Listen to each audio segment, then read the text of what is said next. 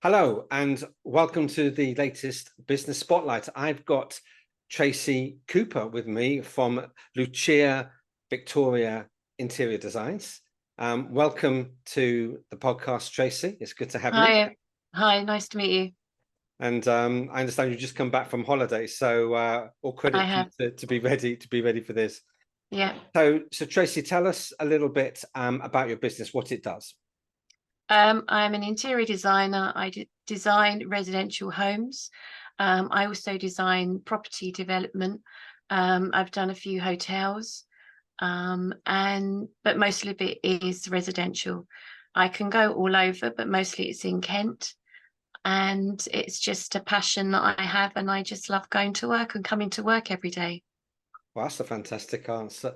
So, how did you take your passion and begin to turn it into a business? Well, it was a dream, first of all, and then I put my mind to studying, went to different design centres to study, like Chelsea Harbour. There's another one in Bath that I went to, and that took me a good couple of years. But at the end of the day, I also think it's a gift. I think it's a gift that you have that you can put into practice. And if you are good at your gift, if you have a gift, then you should expand on it to make it work. And then it should always work because, like I say, you're good at what you do. So Yeah, I understand that. And what I like about your response is that you recognized that, with your gift, still needed to develop and do some training. How did the business side of things come together? Did you have business experience before you set your business up? I used to work for myself, but totally not into the interiors. It was something else. But I decided that my children were quite small, so I was going to start with the internet. So I started selling furniture online. Did really well, sold around the world. In my first year, I did fantastically. Got excellent delivery company. Um, and then as time went on, I kind of thought, well, now let's exceed this and get my name out there a little bit more into the high street, my local high street. So I started with a very small shop. That did really well. From there, I progressed to a bigger shop, and now I'm in a much bigger shop. Sometimes I wish I wasn't, but I am. So I am where I am now. But I love, like I say, I love what I do. I've expanded very slowly, and yeah, I don't work on the internet so much anymore selling furniture. It's much harder than it was 12 years ago. Before, in 12 years ago, you didn't have Amazon, you didn't have Wayfair, and all the others. So I like to produce my clients different things that aren't with Amazon and Wayfair and all the other kind of companies. But like I say, there's so much choice out there that now I'm trying to produce a website where it's more selective. It sounds like you're quite a focused and driven person. Yes, I try to be. It's And my baby. So when it's, it's your baby, your children are grown up. So now this is my baby instead. So when this is your baby, you want to make the most of what you do.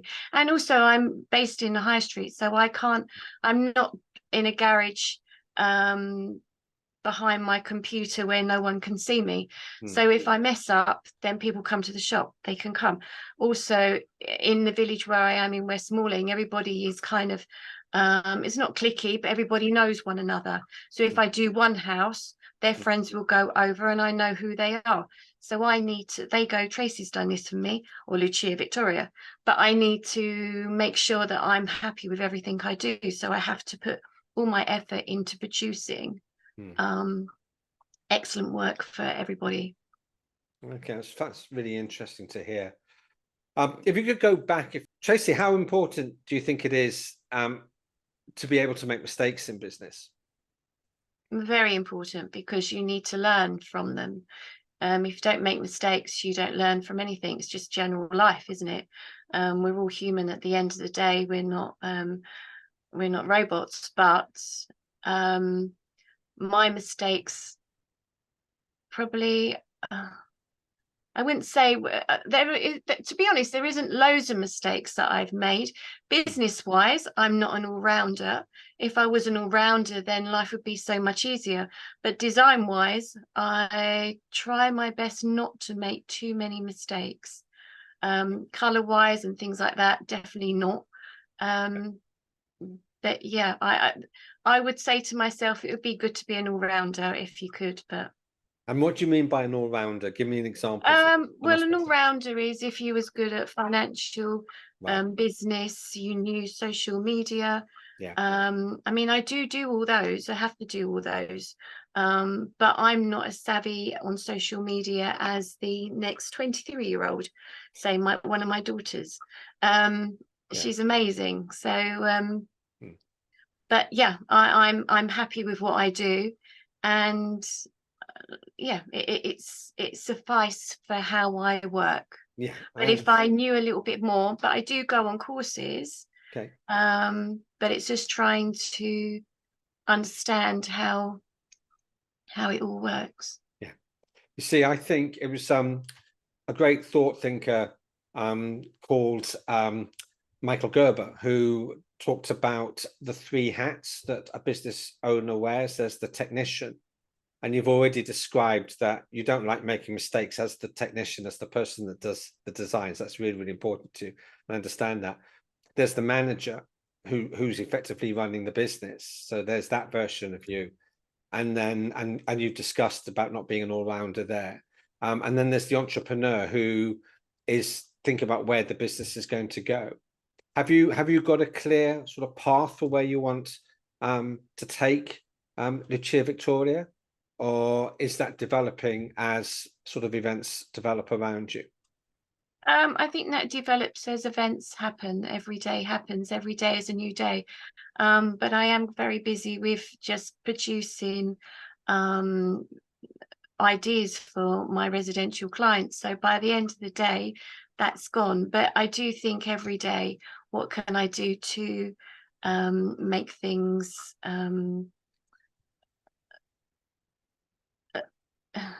how can I make the business work even better? And I do put those into action. But yeah, they might be a bit slower than normal when you're running a shop, trying to produce presentations to people, and then also thinking in the background how you can present the company and make it its best. It all takes its time and all has a tick list. Okay. And I want to finish by asking you a question, hypothetical question in a sense. And imagine that you were talking to a young interior designer that's thinking of setting up their own business, hopefully not in West Malling or anywhere close to you, and is asking you for advice. What advice would you give them?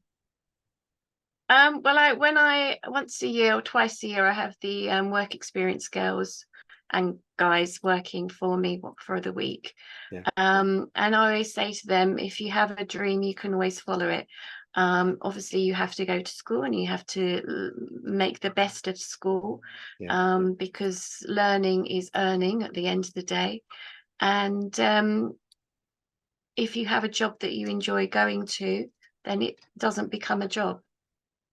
It becomes a way of life. And we've all got a long time at work, but everybody can manifest and make something come alive. Tracey, that sounds like a really positive note on which to draw a line under this. Thank you ever so much for coming along and sharing your thoughts with us. Thank you.